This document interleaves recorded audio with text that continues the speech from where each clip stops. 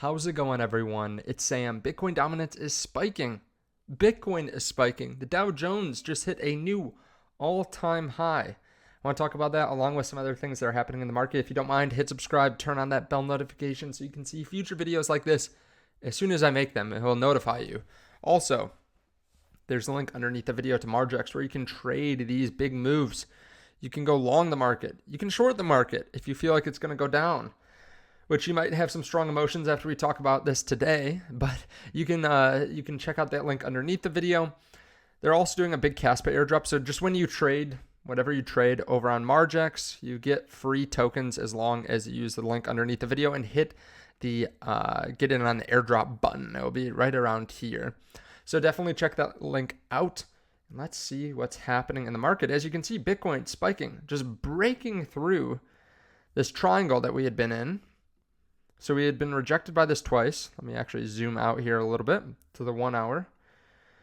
We had been rejected by this line twice, and now we broke above it to 61,000. Obviously, it would be extremely bullish if we could put in a higher high somewhere in here in the 65 to $70,000 range. If we could put in and break out of this, we would have a higher low and a higher high. Quite bullish. There are some people that think that this isn't real. This pump is not real. But first, let's start here. The Bitcoin 4-year cycle. This is the Bitcoin spiral by the Rational Root, a great chart that I like to look at because it shows you the entire price history of Bitcoin based on when we are in the market cycle. So these are 4 years, so 2009, 2010, 2011, 2012, and time goes in a circle. As you can see, we are approaching 2025, which is typically when the cycles start pushing to new all-time highs. You can see a ton of all-time highs here, then more all-time highs here, all-time high here, all-time highs here, all-time highs, all-time highs. So it is important to note that we typically, like in the beginning of the year, spike up to new all-time highs, then have maybe a couple months of low, sometimes as much as 6 months. Here is about 6 months as well, and then make a big push towards the end of the year. So spring is usually really good, like winter, spring is usually really good. And then towards the end of the year is where we kind of peak out for the cycle. We are still 3 months away or so from 2025, 3.5, I suppose. But this is typically the best time, one of the best times in crypto, that first leg up of the bull run. Bitcoin dominance is spiking up today. This is actually a huge move. We went from 57.9 earlier today. We've been there the last few days. We were kind of just slightly higher than this previous resistance we saw at 57.7. Now we're at 58.5. I think we're getting pretty close to the Bitcoin dominance that, or the resistance that we'll see in Bitcoin dominance, the peak. I know that a lot of people that watch this channel are very big believers in Bitcoin, myself included. Bitcoin has been on a massive rally since late 2021. Even the people that are most bullish on Bitcoin dominance, like Benjamin Cohen, say, we just need to see a 6. He said, I think if we hit 60% Bitcoin dominance, it'll probably fall back down eventually. Right? Not necessarily right when we hit 60, but that's kind of the peak out. And that's where we've seen previous resistance here, around 60%, previous support here. We're at 58.5. So maybe an altcoin season coming here soon. And you can see it's going up so much today. You can pretty much tell, even if you're just looking at CoinMarketCap, based on the fact that it's up, Bitcoin's up 5.8%, Ethereum's up like 4%, BNB 3.1%, Solana 2.4%, a lagger there, XRP 1.5%. Like nothing else seems to be up quite as much as Bitcoin. Not literally, but it's darn close. You can see just a list of cryptos, maybe 10 cryptos or so, they're doing better. One is actually a Bitcoin related one too, Core. But yeah, not too many cryptos doing better than Bitcoin here today. Now, some people aren't super bullish on this. Like James Van Straten says, Bitcoin proxies on the whole not following Bitcoin this pump.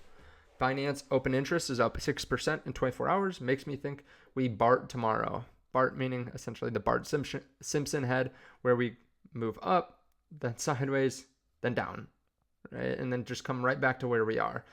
Obviously, it's impossible to know, right? It's impossible to know, but alts aren't really rallying that much. It does seem like maybe this is more leverage driven, maybe not spot driven. But of course, if we see later that the the ETFs were buying a significant amount of Bitcoin. That might change some opinions out there.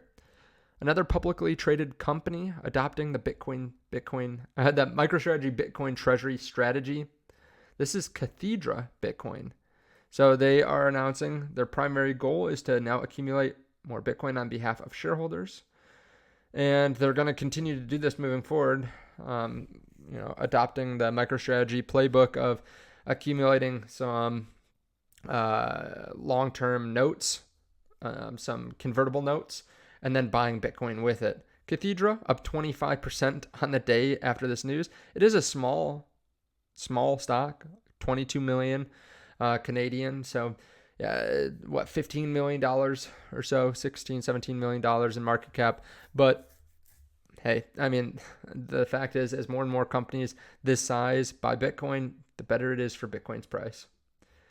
All right, now the Fed obviously is cutting tomorrow. A lot of people watching the volatility. The Fed has cut rates with stocks near all-time highs 20 times. The S&P 500 was higher a year later 20 times. S&P 500 at all times high now, and the Fed is cutting tomorrow. So just because sometimes the Fed has to cut rates, a lot of people point to the times that they cut rates and then the market fell down. I think this is different. This time is a little bit different because the economy is still doing pretty well, and you can tell that because stocks are near all-time highs. It's not like an 08 thing where they're responding to some emergency or COVID, right? So that kind of shows you, like the S&P 500 being at an all-time high or near an all-time high shows that we're in a pretty good place, and yet they're still cutting rates. So the 20 times that they've done this, it's been higher a year later. And you should look at like year-long time frames because anything can happen a month or two later. So I think this is extremely bullish. This is good for crypto. This is good for stocks. I saw this passing around Twitter today too. $10 trillion BlackRock Larry Fink says he was wrong about Bitcoin. Wild times. I was wrong about Bitcoin. When CEO of BlackRock managing $13 trillion in assets admits he's wrong, you listen. Bitcoin is history in the making. I saw other people posting about this too. This is an older clip. Unless I'm crazy, I don't think I am, because if you look up some of the stocks on the bottom, they have not been these prices for a couple months. And also Larry Fink has not had any clips on CNBC YouTube today either. So I think this is from a little bit further back. But yeah, he did say this. They did not understand Bitcoin at first. And then I think, some people on Twitter just see this and that's kind of an echo chamber. So everyone's posting about it. But you can also see here, like Trump assassination attempt. This was from the last time that Trump had that assassination attempt on him. So just make sure you know what you're watching. Of course, always do your own due diligence. It will be interesting to see what BlackRock does today. Do they have a big day? Yesterday was their first buying day this month, their first day of inflows. Maybe they're the ones driving the spot market. Hopefully it's actually spot driven and not just open interest, because I'd rather not have us get wiped out tomorrow, right? It will be interesting to see what the Fed says as well. Obviously, a lot of people will be watching that as this is the first cut in years. Thank you so much for watching. I really do appreciate it. Check out the link underneath the video to Margex. And if you want to play Flappy Bird, there's a link to Flappy Bird underneath the video. They're taking it Web3, but you can play totally for free.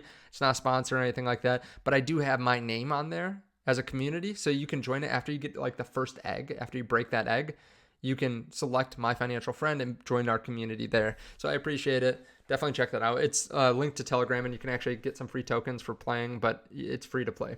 Thank you so much. I'll see y'all in the next one. Bye.